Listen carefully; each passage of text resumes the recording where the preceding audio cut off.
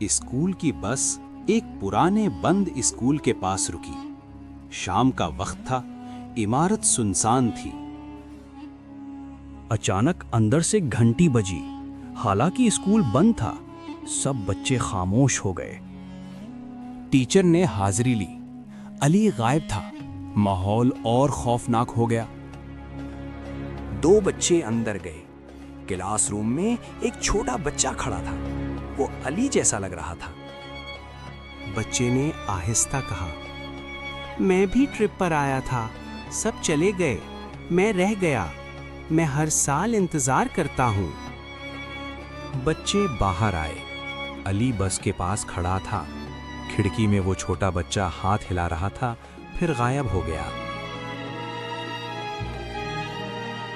کھڑکی میں چھوٹا بچہ ہاتھ ہلا رہا تھا۔ اچانک گھنٹی زور سے بجی۔ دروازہ خود بخود بند ہو گیا۔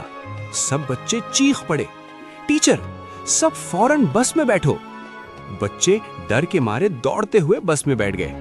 بس تیزی سے وہاں سے نکل گئی، مگر پیچھے اسکول کی کھڑکی میں وہ بچہ اب بھی کھڑا تھا۔